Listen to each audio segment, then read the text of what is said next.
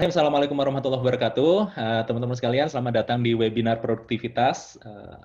Insya Allah kali ini kita akan membahas tentang bagaimana kita supaya tetap produktif meskipun bekerja dari rumah. Jadi wabah corona atau COVID-19 ini membuat sebagian besar pekerja diharuskan bekerja dari rumah. Bagi teman-teman yang memang bekerjanya dari rumah, freelancer dan lain sebagainya, tentu sudah biasa menghadapi hal-hal seperti ini. Tetapi bagi teman-teman yang tidak terbiasa bekerja dari rumah, ini bisa jadi problem. Meskipun teman-teman freelancer juga mengalami problem yang agak-agak mirip, karena mungkin biasanya anak-anaknya itu berada di sekolah, tetapi di musim seperti sekarang ini, anak-anak pun harus bersekolah dari rumah, sehingga mungkin ritmenya, flow-nya menjadi sedikit berbeda. Nah, mudah-mudahan bahasan kali ini bisa membantu teman-teman bagaimana supaya tetap produktif meskipun bekerja dari rumah. Saya akan share mind map-nya supaya teman-teman bisa mengikuti apa yang akan saya sampaikan. Nanti setelah saya paparkan materinya, baru saya beri kesempatan untuk tanya jawab ya. Oke. Saya kebetulan memang bekerja dari rumah, 80% lah, 80% waktu saya itu digunakan untuk bekerja di rumah. Nah, 20% sisanya untuk keluar ya, networking, kemudian ngajar, ketemu dengan klien dan lain sebagainya. Tapi mostly 80% dari rumah. Bahkan kalau misalnya ada meeting-meeting dengan klien pun kalau bisa di setting menggunakan virtual, menggunakan Zoom seperti ini, saya memilih untuk melakukannya secara virtual menggunakan Zoom seperti ini. Karena banyak keuntungannya. Pertama memang tidak perlu hemat waktu ya, hemat waktu, kemudian hemat ongkos juga, nggak perlu melakukan perjalanan dari Bandung ke Jakarta misalnya hanya untuk ketemu klien dan lain sebagainya. Nah, apa yang akan saya bagikan kali ini adalah sebagian dari apa yang saya praktikkan selama 10 tahun terakhir ini, supaya kita bisa tetap produktif meskipun bekerja dari rumah. Ada 8 praktik yang akan saya bagikan. Mudah-mudahan nanti bisa difahami semuanya dan mudah-mudahan dalam 1 jam ke depan 8 praktik ini bisa kita tuntaskan. Langsung saja ya supaya supaya lebih efisien waktunya. Ketika bekerja dari rumah, yang pertama perlu kita siapkan adalah dedicated space.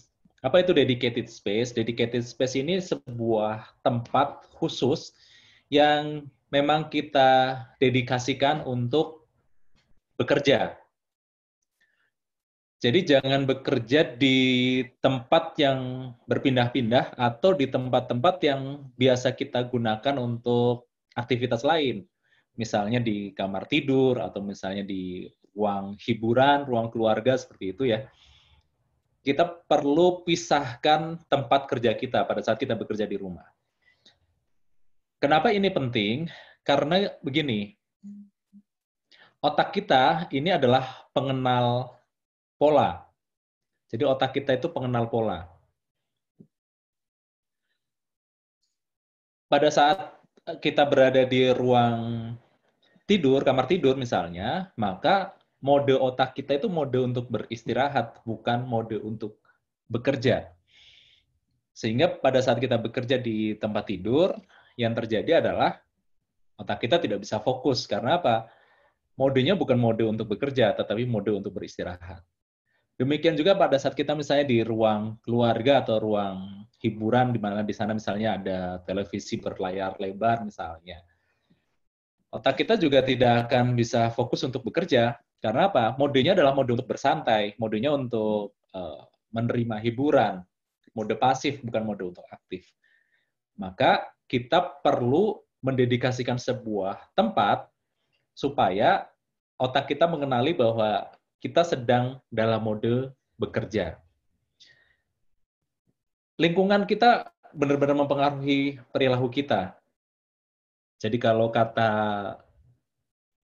foundernya behaviorism, namanya Skinner, Skinner mengatakan kalau kita sudah berumur, jangan paksa diri kita untuk mengubah diri kita, tetapi apa yang perlu kita lakukan? Kita ubah lingkungan kita. Karena seringkali kalau kita sudah berumur seperti ini, mengubah diri kita itu tidak mudah.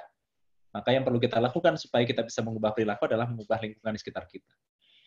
Nah, tentu saja kalau kita tidak punya ruangan khusus untuk bekerja, minimal kita siapkan kursi dan meja khusus lah. Kursi dan meja khusus, di satu pojokan misalnya, kita siapkan kursi dan meja khusus untuk bekerja. Ini akan membantu transisi mental juga, dari waktu keluarga ke waktu bekerja, dari mode bersantai ke mode bekerja, dari mode beristirahat ke mode bekerja. Jadi perlu dedicated space. Dan ini sebenarnya berlaku untuk siapapun yang bekerja dari rumah. Bukan hanya teman-teman yang terbiasa ngantor, tetapi teman-teman freelancer, profesional independen, yang memang internet marketer, yang memang banyak menggunakan waktu bekerjanya di rumah, perlu memiliki dedicated space. Jadi tempat yang didedikasikan secara khusus untuk bekerja. Ini poin pertama. Dan ketika kita tidak punya dedicated space, maka akan banyak bocornya. Kerjaan kita nggak akan beres. Kita tidak bisa melakukan transisi mental nih. Kalau istilahnya orang NLP itu state-nya itu tidak berubah, state-nya tetap state di rumah gitu. Bukan state untuk ngantor, state untuk bekerja. Jadi lingkungan kita mempengaruhi cara kita bekerja, cara kita berperilaku, maka kita perlu siapkan lingkungan kita, siapkan sebuah tempat yang memang kita dedikasikan untuk bekerja. Ini poin pertama, praktik pertama yang bisa teman-teman praktikkan. Kemudian praktik yang kedua adalah start the day, bagaimana kita memulai hari. Pada saat kita di jadwal biasa, pada saat kita ngantor, kita pasti memiliki sebuah rutinitas untuk memulai hari kerja kita. Mulai dari mandi pagi, kemudian berpakaian, kemudian kita melakukan perjalanan dari rumah ke kantor. Berbeda pada saat kita bekerja dari rumah. Pada saat kita bekerja dari rumah, kita tergoda untuk tidak melakukan rutinitas-rutinitas ini. Akhirnya apa? Balik lagi ke sini. Secara mental, kita tidak siap untuk bekerja pada saat kita berada di rumah. Maka, untuk melakukan transisi mental, supaya kita bisa melakukan transisi dari mode bersantai, dari family time ke work time, dari mode bersantai ke mode bekerja, kita perlu melakukan rutinitas-rutinitas untuk memulai hari kerja kita. Kita tetapkan jam kerja kita mulai jam berapa. Misalnya jam 8, jam 9. Perlu jelas. Kemudian lakukan rutinitas. Rutinitas untuk memulai hari kerja kita. Mandi pagi, berpakaian yang rapi, tidak perlu pakaian kantor tentu saja, boleh pakaian santai, tetapi pakaiannya tetap rapi. Kemudian kita menuju dedicated space kita, yang tempat yang sudah kita dedikasikan untuk bekerja. Ini adalah cara terbaik untuk memulai hari kita, sehingga secara mental kita siap untuk bekerja dari rumah. Jika kita mengabaikan hal-hal seperti ini, apa yang terjadi? Ya seperti tadi, mental kita tidak siap bertransisi. Seakan-akan kita sedang beristirahat, seakan-akan sedang liburan, seakan-akan masih family time, padahal sudah waktunya untuk bekerja. Jadi ini praktik kedua yang bisa teman-teman terapkan. Praktikan rutinitas untuk memulai hari, start the day. Oke. Apalagi? Ini yang ketiga, praktik yang ketiga. Praktik yang ketiga adalah plan your day. Jadi rencanakan kita mau ngapain aja seharian ini. Karena berbeda ya, bekerja di kantor dengan bekerja di rumah. Bekerja di rumah itu relatif tidak terlalu diawasi, atau minimal kita merasa tidak terlalu diawasi oleh atasan kalau bagi yang punya atasan. Sehingga apa? Kita cenderung untuk menunda-nunda, kita cenderung untuk berleha-leha, cenderung untuk mengerjakan apa yang nampak di depan mata gitu ya. Sehingga tidak mengerjakan tugas-tugas berdasarkan prioritasnya, tidak mengerjakan tugas-tugas sesuai dengan apanya? Sesuai dengan kepentingannya. Maka merencanakan hari di awal hari, jadi begitu kita sudah memulai hari, mandi pagi, berpakaian, menuju dedicated space kita awali dengan merencanakan hari kita mau ngapain aja. Apa saja yang dilakukan? Pertama jelas mengatur prioritas dong. Kita mau ngapain? Ini saya pakai istilah gampang ya, istilah gampang. Mana pekerjaan yang wajib dikerjakan untuk saat ini, mana yang sunnah, mana yang mubah. Ini sebenarnya sih modifikasi sih istilah dari bahasa Inggris ya. Ini itu mana yang must, harus beres. Sementara ini itu mana yang should beres, yang seharusnya beres. Dan yang mubah ini mana yang istilahnya ini. Nah, gitu. Jadi kita perlu atur prioritas. Karena pekerjaan kita kan pasti banyak nih, pekerjaan kita banyak. Kita perlu atur prioritasnya. Mana sih pekerjaan-pekerjaan yang wajib, yang harus dituntas hari ini itu apa saja? Mana yang kalau bisa beres hari ini itu akan bagus banget. Mana yang sebenarnya boleh beres hari ini, boleh beres besok, boleh beres minggu depan. Kita perlu atur prioritasnya. Dan kalau saya biasanya poin untuk yang wajib paling satu poin lah, satu poin kerjaan. Yang wajib itu apa? Yang wajib itu adalah kerjaan-kerjaan yang kalau kita lakukan memang ada high impact-nya.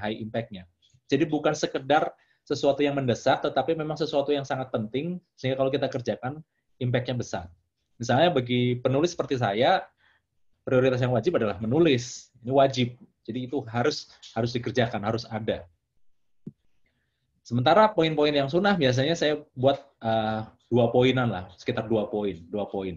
Sementara yang mubah ya kadang 3, kadang 2. Yang mubah ini kadang dikerjakan, kadang enggak. Tergantung apakah yang 3 poin pertama ini, yang wajib, dan 2 yang sunnah ini beres atau enggak gitu. Jadi ada prioritas seperti itu ya. Ada prioritas nomor 1, prioritas nomor 2, sekunder ya. Prioritas primer, prioritas sekunder. Perlu diatur. Ya, kalau tidak diatur, nanti kita cenderung untuk mengerjakan hal-hal yang memang nampak di depan mata. Hal-hal yang memang terlihat genting, tetapi sebenarnya memang kadang-kadang yang genting itu belum tentu penting. Gitu. Atur prioritas. Setelah kita atur prioritas, kita buat to-do list-nya. To-do list-nya nggak usah yang ribet-ribet lah. To-do list itu sesuatu yang sederhana, yang actionable, yang bisa dikerjakan. Boleh di buku, boleh di jurnal produktivitas yang sudah saya buat, saya punya jurnal produktivitas, boleh di aplikasi, misalnya Todoist, atau Microsoft To Do, atau misalnya yang lain, misalnya ada Tik-Tik. Intinya kita perlu to-do list yang simple, yang sederhana, dan actionable, bisa dikerjakan. Dan yang terakhir, pada saat kita merencanakan hari adalah kita perlu tetapkan deadline-nya. Artinya to-do list yang sudah kita buat, prioritas yang sudah kita atur itu kapan mau kita kerjakan, jam berapa, kapan deadline-nya, sampai kapan. Karena kalau tidak ada deadline, maka apa yang terjadi? Kalau tidak ada deadline, kita cenderung mengerjakan sesuatu itu ya berleha-leha dan menunda-nunda. Maka kita perlu tetapkan deadline-nya. Ini 3 praktik yang pertama. Ada dedicated space, ada start the day, ada plan your day.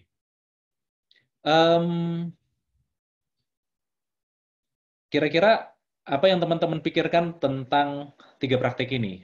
Mana yang sudah diterapkan dan mana yang belum? Silakan dipikirkan. Sambil kita lanjutkan ke praktik yang keempat.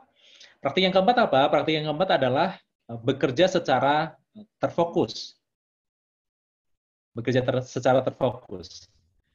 Ini penting. Kenapa? Karena saat kita mengerjakan sesuatu secara terfokus, meskipun itu hanya 15 menit, hasilnya akan jauh lebih banyak yang dituntaskan dibandingkan pada saat kita bekerjanya tidak terfokus. Artinya bekerjanya itu sambil lalu, sambil menerima gangguan segala macam. Cek WhatsApp, cek sosial media, kemudian sambil nelpon, sambil ngobrol, dan sebagainya. Meskipun kita mengerjakan hal-hal seperti itu 1 jam, tetapi ketika diinterupsi dengan banyak gangguan, dengan banyak distraksi, hasilnya tidak akan sebagus pada saat kita mengerjakan sesuatu dengan sangat fokus. Misalnya 20 menit tetapi terfokus. Maka Bagaimana, apa yang bisa kita lakukan untuk membantu kita supaya kita bisa bekerja secara terfokus? Yang pertama adalah kita bisa gunakan timer. Gunakan timer. Karena timer ini sangat sangat membantu kita. Nggak tahu ya, ada efek deadline seperti itu. Pada saat kita menggunakan timer, kita terdorong untuk bekerja secara lebih terfokus. Dulu saya gunakan timer manual. Jadi ada kitchen timer ya, timer dapur yang diputar seperti itu. Yang diputar seperti itu. Tetapi kemudian karena timernya jatuh dan rusak, akhirnya sekarang saya pakai timer aplikasi. Dengan timer aplikasi ini ternyata juga sangat membantu. Si timer membantu. Saya bekerja per 25 menit, setelah 25 menit pasti saya istirahat, jeda. Kemudian pada saat bekerja, pastikan kita membatasi distraksi. Distraksi itu adalah gangguan-gangguan yang mungkin muncul. Entah itu sosial media, anak-anak, ini perlu dikondisikan ya, apalagi kan anak-anak di rumah, perlu dikondisikan. Kemudian telepon, chat, ini kalau bisa kita batasi. Terus bagaimana kalau kita perlu untuk berkomunikasi dengan tim, berkomunikasi dengan atasan, berkomunikasi dengan bawahan, atau berkomunikasi dengan kolega, dengan klien? Nanti kita luangkan waktu khusus. Ya, jadi jangan di sela-sela pekerjaan. Bisa di awal sebelum kita memulai pekerjaan, bisa di akhir, atau bisa di tengah-tengah kita memang dedikasikan waktu khusus untuk melakukan proses komunikasi atau kolaborasi dengan tim. Dan yang paling penting lagi adalah supaya kita fokus, kita perlu melakukan break atau istirahat secara terjadwal. Saya biasanya per 25 menit, istirahat 5 menit, kemudian mulai lagi fokus lagi 25 menit, istirahat 5 menit, mulai lagi 25 menit, istirahat 5 menit, demikian seterusnya berulang sampai 4 kali. Setelah melakukan 4 kali bekerja secara terfokus, baru break-nya agak lama, 20 atau 25 menit. Nama tekniknya, nama metodenya Pomodoro. Ini sangat membantu. Entah kita seorang penulis, internet marketer, atau siapapun, menggunakan teknik Pomodoro ini sangat membantu kita untuk bekerja secara terfokus. Lalu bagaimana dengan pekerjaan-pekerjaan yang sifatnya administratif, kolaborasi, dan lain sebagainya? Nah, ini ada di praktik yang ke-5. Saya sebut batching ya. Batching itu adalah mengumpulkan, mengelompokkan pekerjaan-pekerjaan yang serupa, pekerjaan-pekerjaan yang mirip. Contohnya apa? Contohnya misalnya pekerjaan-pekerjaan administratif misalnya.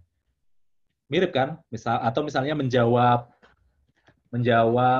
chat dan email, membuat laporan, berkomunikasi dengan kolega, melakukan transaksi-transaksi untuk menyiapkan makan siang, beli GoFood misalnya, beli pulsa dan sebagainya. Ini kalau bisa dikelompokkan menjadi satu waktu khusus. Jadi misalnya kita dedikasikan katakanlah 1 jam khusus untuk mengerjakan pekerjaan-pekerjaan yang serupa. Misalnya untuk berkomunikasi dengan kolega, tetapkan waktunya jam berapa sampai jam berapa. Untuk melakukan pekerjaan administratif, menjawab email, chat, membuat laporan, dedikasikan waktunya dari jam berapa sampai jam berapa. Kemudian untuk melakukan transaksi-transaksi, pesan GoFood lah, pesan ini, pesan itu, membeli ini, membeli itu, siapkan waktu khusus. Supaya apa? Supaya pekerjaan-pekerjaan yang sifatnya supporting seperti ini supporting, ini tidak mengganggu pekerjaan-pekerjaan inti yang di sini. Maka kita kelompokkan. Ya, seperti kita nyuci baju lah. Kan nggak setiap kotor langsung cuci, tapi kotor kumpulkan dulu baru cuci. Sama, jawab chat, jawab email juga sama. Kumpulkan dulu chatnya, kumpulkan dulu emailnya, beberapa masuk, baru diproses satu persatu. Di waktu yang sama. Namanya batching. Ini sangat menghemat waktu. Jadi kita batching, kita kelompokkan. Praktik yang ke-6 adalah kolaborasi. Jadi, bagi seseorang yang senang ngobrol, bekerja di rumah itu bisa sangat menyiksa. Karena kita akan merasa kesepian dan sebagainya. Sementara bagi orang-orang yang punya tim, manajer, business owner, yang punya tim, ini juga merasakan kerepotan. Maka, jangan lupakan, kita masih bisa kok kolaborasi dengan tim kita masih bisa komunikasi dengan mereka. Maka praktik yang ke-6 ini adalah kita tetap perlu mengatur bagaimana kita berkomunikasi dan berkolaborasi dengan mereka, termasuk ketika kita misalnya mau mendelegasikan sesuatu, itu bagaimana. Nah, yang saya sarankan, yang rekomendasikan di sini adalah kita manfaatkan teknologi. Teknologi, misalnya untuk mengatur kerja tim, kita memanfaatkan Trello. Trello ini sangat bagus, bisa digunakan untuk kerja tim, bisa untuk ngecek pekerjaan apa saja yang akan dikerjakan oleh tim, sudah sampai mana, dan lain sebagainya. Kemudian untuk berkomunikasi dengan tim, saya tidak menyarankan menggunakan WhatsApp, karena apa? Terlalu banyak distraksi, kita tergoda untuk buka chat-chat yang lain yang tidak jelas. Saya sarankan gunakan Telegram atau Slack. Saya tidak pakai Slack, cuma kalau teman-teman terbiasa pakai Slack, oke, bagus sekali. Telegram rekomend, Telegram kan, atau Discord yang biasa digunakan oleh para gamers, itu bagus juga untuk komunikasi sama tim. Kalau kita ingin komunikasinya terfokus, meeting, misalnya ada meeting dan sebagainya, gunakan Zoom seperti yang kita lakukan seperti ini. Karena di beberapa survei justru melakukan rapat melalui Zoom, virtual meeting seperti ini malah membuat peserta makin fokus dibandingkan pada saat tatap muka langsung. Kemudian untuk melatih tim, kita bisa gunakan misalnya Google Classroom. Jadi kita manfaatkan teknologi untuk kolaborasi dan komunikasi dengan tim. Ini praktik yang ke-6. Praktik yang ke-7 adalah kita perlu tetap aktif. Karena apa? Duduk terus-menerus saat bekerja di rumah, dan juga bekerja di kantor gitu ya, itu ternyata tidak bagus untuk kesehatan kita, tidak bagus untuk energi kita, dan yang paling penting tidak bagus untuk jantung kita. Risiko kita terkena serangan jantung itu tinggi ketika kita duduk 6 jam sehari. Ini penelitian dari Mayo Clinic. Dan apa yang bisa membantu kita mengurangi risikonya? Ternyata beristirahat, berdiri, jalan kaki setiap 1 jam. Itu yang bisa membantu. Maka tetap aktif pada saat bekerja di rumah ini penting, karena produktivitas membutuhkan energi, tubuh kita perlu dirawat, kita perlu tetap aktif. Sehingga kita perlu pilih olahraga harian yang cocok, apapun itu. Mau yoga, mau aerobik, mau angkat beban, mau freeletics, mau calisthenics, apapun yang bisa dikerjakan di rumah.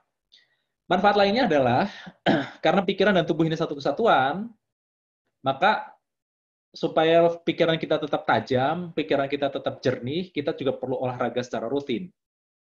Karena pada saat tubuh kita tidak sehat, tidak fit, pikiran kita juga akan buram, akan buyar. Maka kita perlu berolahraga secara teratur, meskipun kita sedang bekerja di rumah. Dan praktik yang terakhir adalah,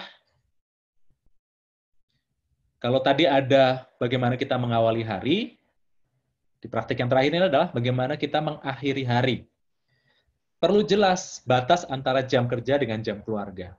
Nah, ini yang jadi repot. Kadang-kadang kalau kita bekerja di rumah, jam kerjanya jadi nggak jelas. Maka kita perlu tetapkan batas jam kerja kita. Kapan jam kerja kita berakhir? Kita perlu melakukan pemisahan mental. Sekali lagi, transisi mental.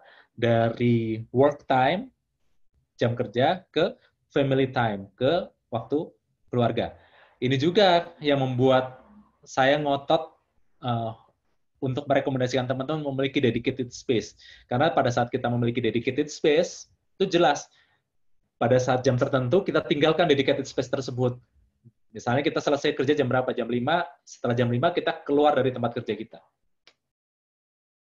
Ya.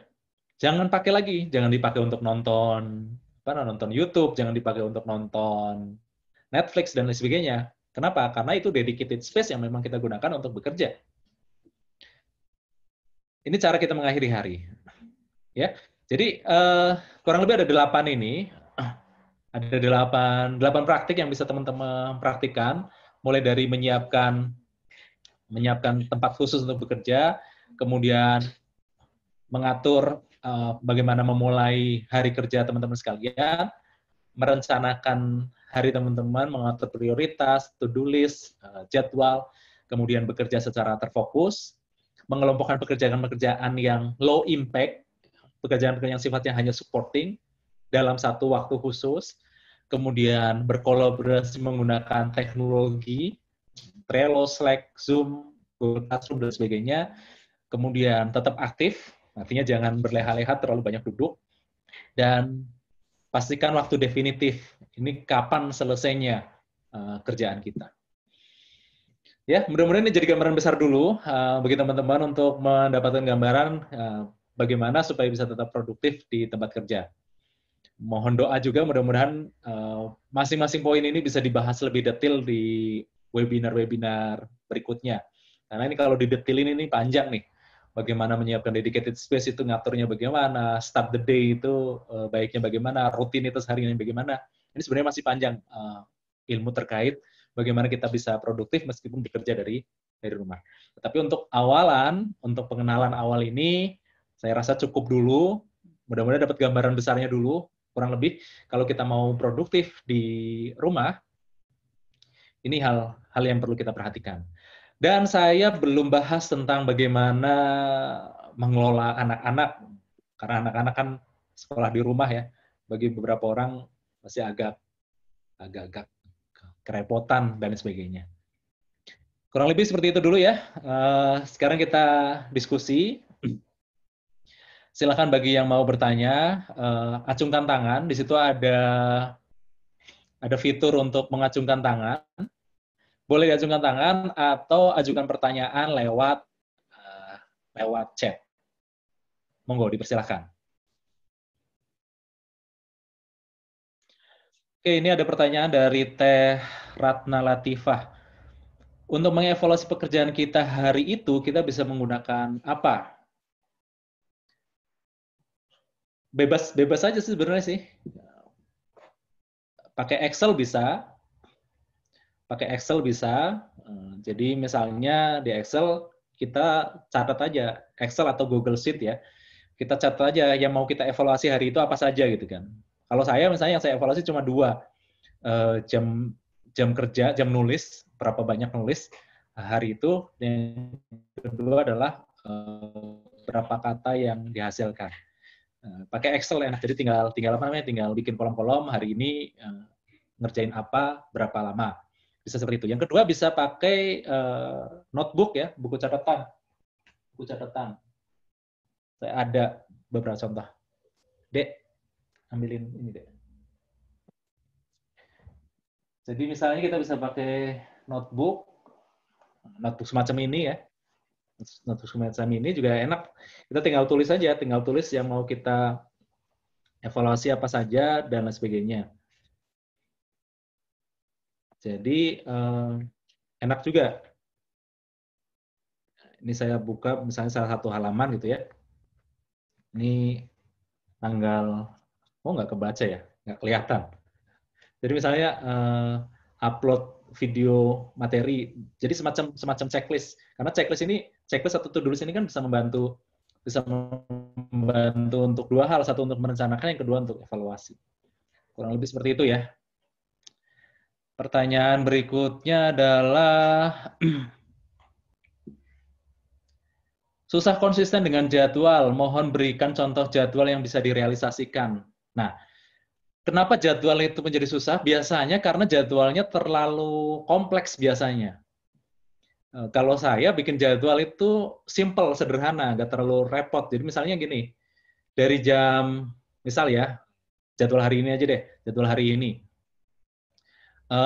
Pagi olahraga sebentar, mandi pagi, olahraga sebentar, kemudian bantuin anak-anak kerjain PR, kerjain PR gitu ya. Anak saya ada di sini.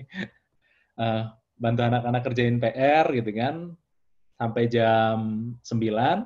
Jam 9 nyiapin beberapa hal untuk webinar kali ini, sampai jam setengah 10. Jam setengah 10 tadi baru sarapan, ngopi, ini kopinya juga belum habis gitu ya, kopinya belum habis.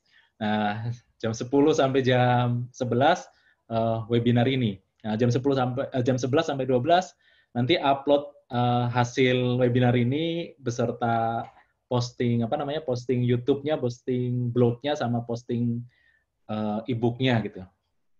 Jadi simple, jangan dibuat terlalu kompleks. Dan kalau bisa, rutinitasnya sama, jadwalnya sama setiap hari. Rutinitas sama. Misalnya, saya sebelum jam 12 pasti pekerjaan yang bersifat kreatif, yang bersifat mikir, kreatif, dan sebagainya. Untuk ketemu, networking, dan sebagainya di atas jam 12. Seperti itu ya. Jadi kalau ngajar, hal-hal yang bersifat kreatif, bikin konten, nulis, di bawah jam 12. Jadi kalau bisa ritmenya sama, ritme harinya sama, sehingga nanti akan mudah untuk konsistennya. Kalau ritmenya berbeda-beda, setiap hari jadwalnya berbeda-beda, itu akan repot. Contoh lagi misalnya, saya keluar rumah, zaman belum ada penerapan social distancing ya, saya keluar rumah hanya hari Rabu dan Kamis. Di luar itu saya nggak keluar rumah gitu. Jadi misalnya ada meeting, ada janjian dengan klien ya antara hari Rabu atau hari Kamis, bukan di hari itu. Jadi perlu dibuat ritmenya. Panjang nih kalau dibahas ya. Pertanyaan berikutnya, sudah berapa lama kerja di rumah? Apa saja suka dan dukanya? Sudah 10 tahun lebih. Sukanya banyak, dukanya banyak. Kalau dituliskan, diceritakan juga agak repot juga ya. Ya banyak-banyak sukanya, banyak dukanya lah. Ini kapan-kapan kita bahas secara khusus deh. Bagaimana jika kita punya rutinitas toko di rumah dan tentunya ingin berkembang? Nah, di toko ini apa yang perlu diatur gitu kan? Jadi kita perlu punya visi, perlu punya gambaran. Toko ini pengennya berkembangnya seperti apa? 3 bulan ke depan, 6 bulan ke depan, 1 tahun ke depan. Sehingga apa? Sehingga tidak terjebak pada rutinitas. Karena seringkali prioritas kita dalam berbisnis, dalam bekerja, seringkali itu bertolak belakang dengan rutinitas kita. Nah, rutinitas harian kita itu harus mencerminkan prioritas kita, mencerminkan apa yang ingin kita capai dalam jangka waktu yang akan datang. Contoh misalnya saya ngajar, ngisi training, saya pengen jadi penulis buku, tetapi tidak pernah menulis, maka sebenarnya rutinitas harian saya tidak mendukung saya untuk menjadi seorang penulis buku. Kalau saya ingin menjadi seorang penulis buku, maka rutinitas harian saya harus ada proses menulis buku. Perlu ada seperti itu. Nah, sama. Ada toko di rumah, rutinitasnya apa saja. Cek dulu, sebenarnya kita punya prioritas apa, dan sebagainya. Gitu ya. Dan lagi nih, bagaimana cara ngatur waktu belajar di rumah, soalnya anak-anak masih kecil, dan mendeteksi. Mendeteksi itu maksudnya gimana ya?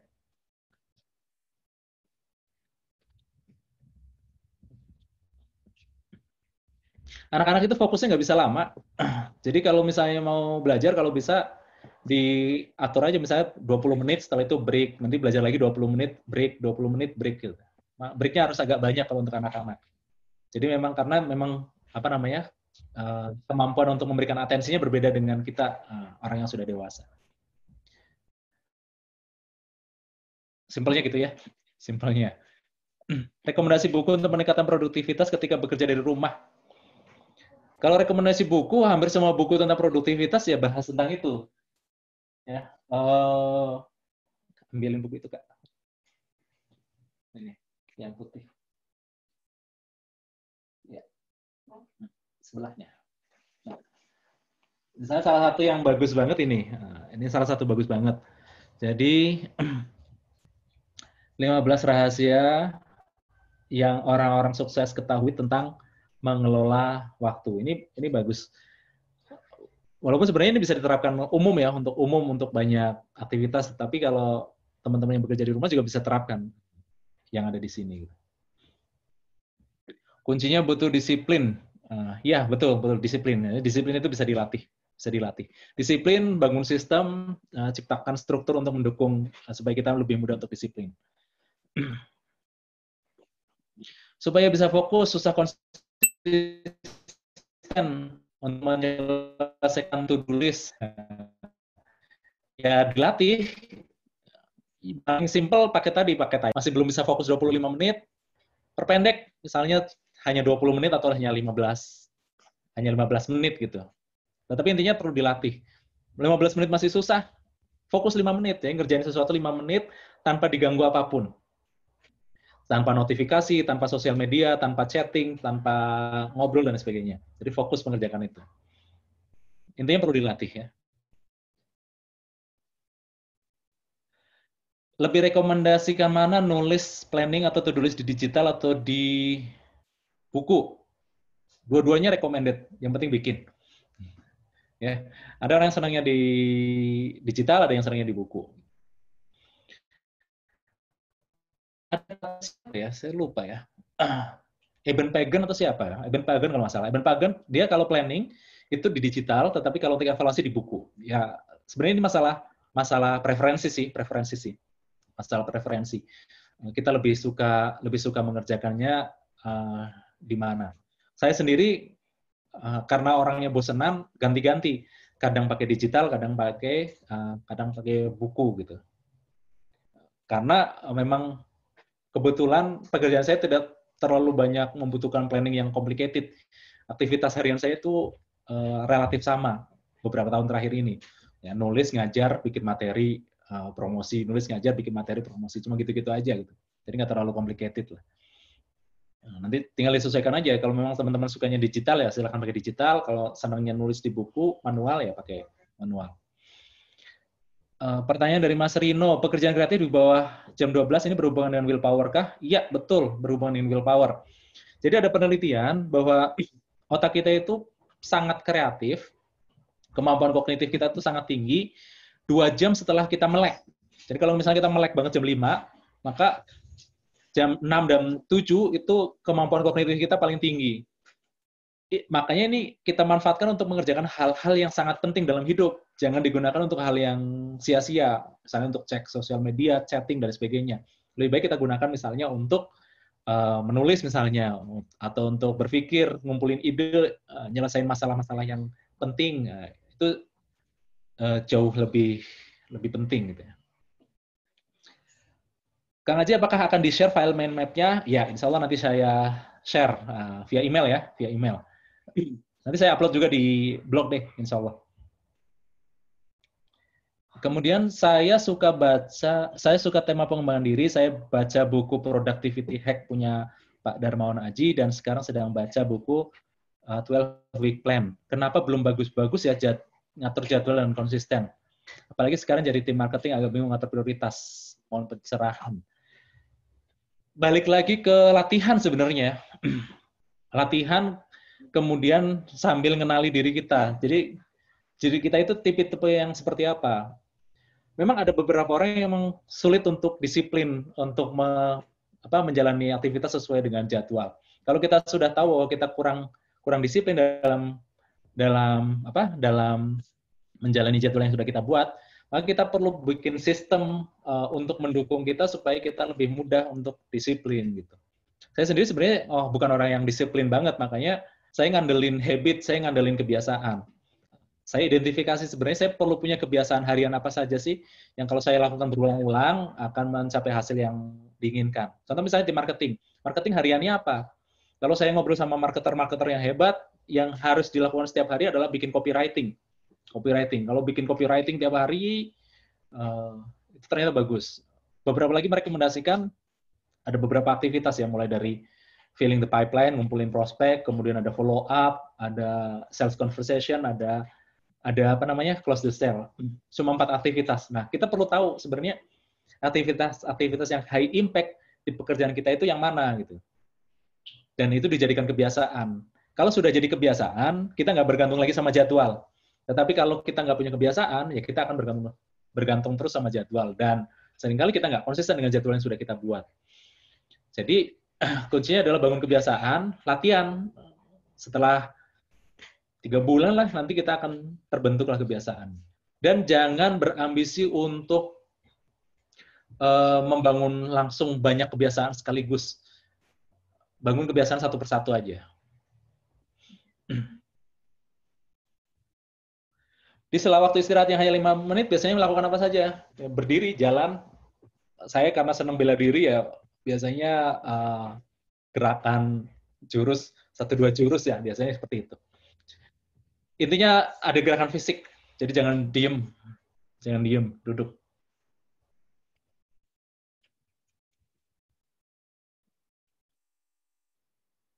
Ada lagi pertanyaan?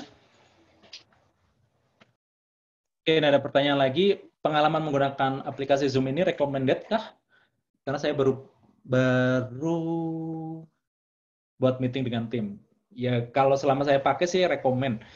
Saya sudah pakai beberapa aplikasi untuk apa namanya untuk video conferencing seperti ini.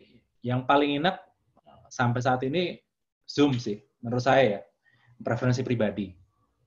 Adakah pertanyaan khusus yang bisa membantu perencanaan yang efektif? Pertanyaannya simpel sih. Apa satu hal terpenting yang perlu saya tuntaskan hari ini? Begitu aja. Itu membantu perencanaan yang efektif. Kalau teman-teman punya jurnal produktivitas dari saya, di sini ada kan daftar pertanyaan. Jadi ini pertanyaan untuk apa namanya? Untuk planning. Apa hal terpenting yang dapat saya lakukan hari ini? Apa hal penting lain yang bisa dilakukan hari ini? Prioritas kedua. Apa hal-hal yang mungkin dapat dilakukan hari ini? Ini yang ketiga gitu ya. Ini lintasan pikiran. Nah, ini adalah untuk evaluasi seberapa produktif kita hari ini. Nggak terlalu jelas ya. Jadi ini juga bisa membantu. Karena di sini ada planning harian, ada tinjauan pekanan, evaluasi pekanan. Oke, ada evaluasi pekanan, ada perencanaan pekanan juga di sini, perencanaan pekanan. Jadi setiap pekan kita rencanakan mau ngapain aja.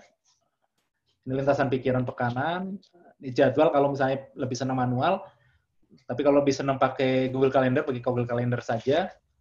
Nah, kemudian ini adalah perencanaan hariannya. Evaluasi hariannya di bawah. Bisa pakai ini untuk pertanyaan-pertanyaan. Ya. Jadi kalau mau beli jurnal ini, jurnal produktivitas, kemudian buku-buku saya, bisa kontak tim saya di Motivastor. Nanti nomornya saya bagikan.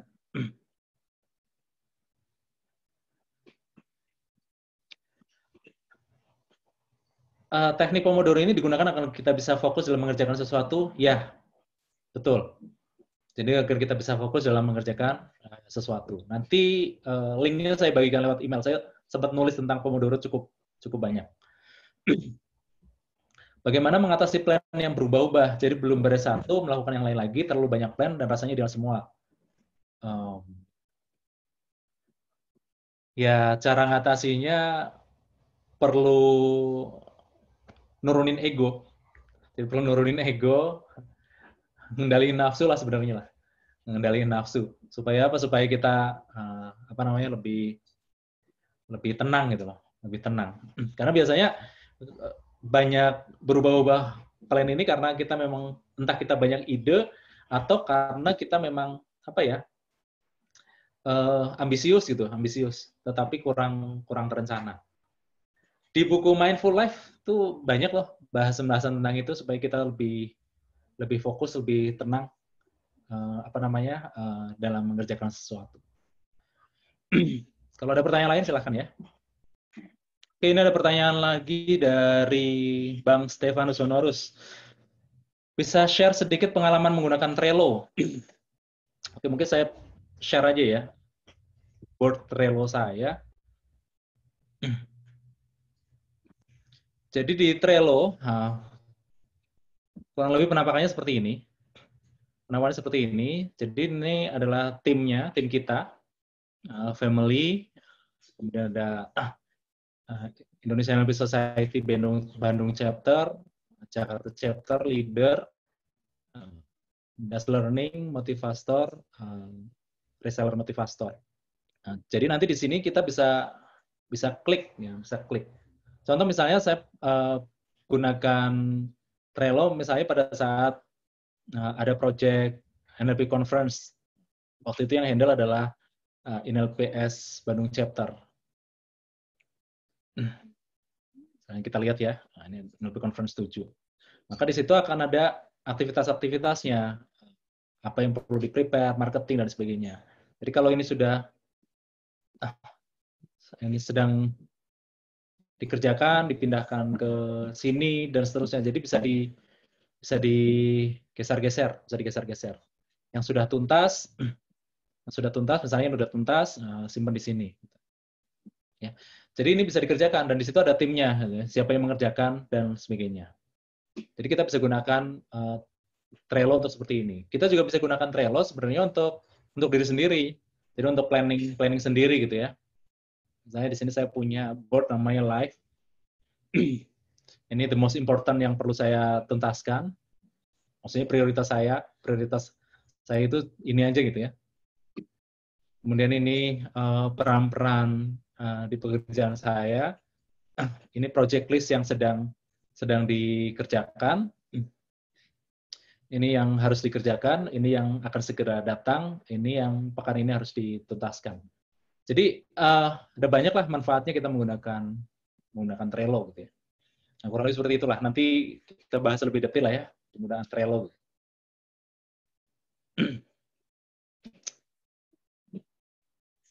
Saya bekerja di bidang support, di mana masalah bisa datang kapan saja, dan rasanya masih sulit untuk membuat aktivitas yang terstruktur. Ada tipsnya? Tipsnya ada, tetapi memang tidak bisa mungkin diterapkan secara full ya. Kalau kita memang bekerja di bidang support, yang paling penting sebenarnya adalah kejelasan kapan kita akan bantu dia sebenarnya.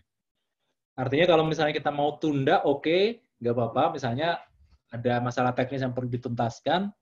Kalau mau bisa dikerjakan langsung, bagus banget. Kita punya waktu, bagus banget. Tetapi kalau misalnya kita merasa lebih bagus kalau masalahnya dikumpulin dulu, terus baru kita tuntasin bareng-bareng, juga nggak apa-apa. Kalau memang itu tidak ada masalah, yang penting kita komunikasikan. Kapan kita akan bantu, kapan kita akan tuntaskan. Mungkin ini rahasianya kenapa kalau di perusahaan-perusahaan besar, untuk teknis-teknis support itu nggak langsung komunikasi ke CS. Entah itu di Facebook, entah di perusahaan-perusahaan besar, biasanya mereka kirim tiket dulu. Karena supaya apa? Supaya kita tidak menanganinya secara reaktif. Kirim tiket sehingga kita bisa evaluasi. Yang paling penting adalah pada saat tiket dikirim, tiket permintaan bantuan dikirim, yang penting ada respon awal. Kapan akan kita kerjakan. Kemudian pertanyaan forum, kemudian FAQ gitu ya. Pertanyaan yang paling sering diajukan itu juga sangat penting di support karena itu bisa membantu kita menyelesaikan tanpa harus berkomunikasi secara sinkronus. Sinkronus itu artinya seperti sekarang kita ini live dengan klien yang sedang punya masalah, dengan punya problem. Ya, tentu nanti perlu disesuaikan dengan sifat pekerjaannya masing-masing ya. Oke, saya masih pengen diskusi lebih banyak, tetapi ternyata sekarang sudah jam 11 gitu ya, sudah jam 11. Insya Allah nanti terkait mind map, kemudian rekaman video ini, dan kontak, kalau misalnya teman-teman mau pesan jurnal produktivitas semacam ini, atau buku-buku yang saya tulis, insya Allah nanti saya bagikan lewat email. Mudah-mudahan siang. Target saya sekitar jam 1 sudah di-sharing semuanya. Jadi terima kasih atas kehadiran teman-teman sekalian di webinar kali ini. Bagi yang pertama kali menggunakan Zoom, mudah-mudahan ini jadi pengalaman yang baik mengikuti webinar semacam ini. Saya tunggu komentarnya, responnya. Insya Allah nanti rekamannya saya upload juga di YouTube, insya Allah. Ditunggu komentarnya, responnya. Mudah-mudahan bisa dirutinkan lah. Entah 2 minggu sekali atau 1 bulan sekali kita sharing melalui Zoom webinar semacam ini. Cukup ya. Kalau masih penasaran, belum puas, ya nggak apa-apa lah, namanya juga belajar. Kalau langsung puas sekarang, langsung beres semua sekarang, malah nggak belajar apa-apa. Ya, mudah-mudahan bermanfaat. Akhirul kalam, mari kita tutup forum kita dengan membaca doa kifaratul majelis. Mudah-mudahan dosa kita diampuni. Subhanakallahumma. Astagfirullah. Terima kasih atas kehadirannya. Assalamualaikum warahmatullahi wabarakatuh.